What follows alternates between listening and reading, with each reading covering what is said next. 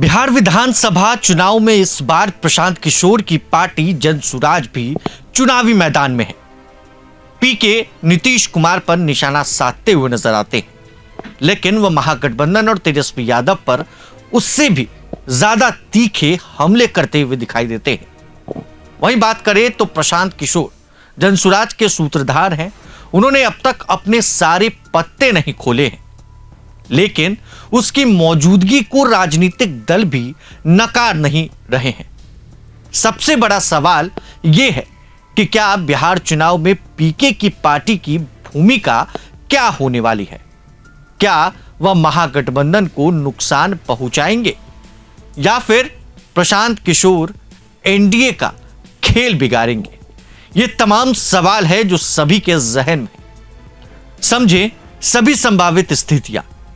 पीके साफ कह चुके हैं कि बिहार में अगले विधानसभा चुनाव में वह एनडीए के साथ सीधे टकराव की भूमिका में है।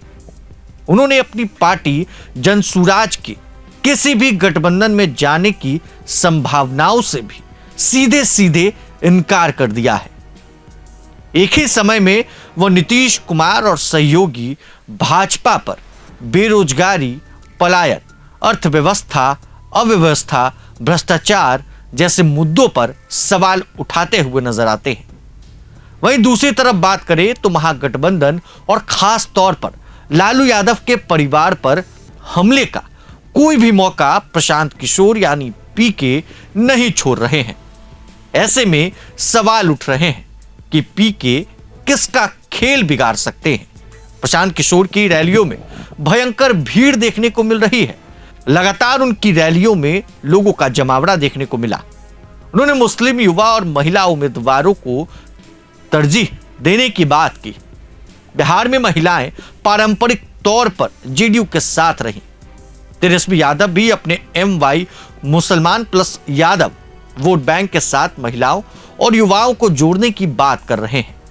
ऐसे में प्रशांत किशोर सीटवार उम्मीदवार किसे बनाते हैं, इससे तस्वीर काफी स्पष्ट हो पाएगी। वहीं लालू यादव की इस वक्त सबसे बड़ी महत्वाकांक्षा तेजस्वी यादव को मुख्यमंत्री बनते देखना है। तेजस्वी यादव भी लगातार जोर आजमाइश कर रहे हैं। लगातार बिहार का यात्रा बिहार के लोगों के बीच जा रहे हैं। तेजस्वी युवाओं के बीच अपनी लोकप्रियता भुनाने की कोशिश कर रहे हैं। प्रशांत किशोर ने जिस तरीके से ऐलान किया है कि वह 40 मुसलमान उम्मीदवार इस विधानसभा चुनाव में उतारेंगे। इसके अलावा उन्होंने युवाओं को प्राथमिकता देने की बात कही है। अब ऐसे में बिहार में विधानसभा का चुनाव इस साल होना है और ऐसे में सभी की नजर बनी है। अगर पारंपरिक वोट बैंक के नजरिए से हम देखते हैं तो मुस्लिम उम्मीदवार आरजेडी और कांग्रेस के वोट बैंक में ही सेंध लगाएंगे। अगर हकीकत में प्रशांत किशोर अपनी रणनीति पर कायम रहते हैं और अच्छे उम्मीदवार उतारते हैं चुनावी मैदान में, तो महागठबंधन को मुश्किल हो सकती है। लेकिन पीके अब तक जितना तीखा हमला बिहार के मुख्यमंत्री नीतीश कुमार और तेजस्वी यादव पर कर रहे हैं, उसकी तुलना में बीजेपी पर उनका तंज जो है वो हल्के हैं। बीच बीच में वह चिराग पासवान की तारीफ करते हुए भी नजर आते हैं। कुल मिलाकर कह सकते हैं कि चुनावी रणनीति के धुरंधर पीके एक बार फिर अबूझ पहेली की तरह लगने लगे हैं।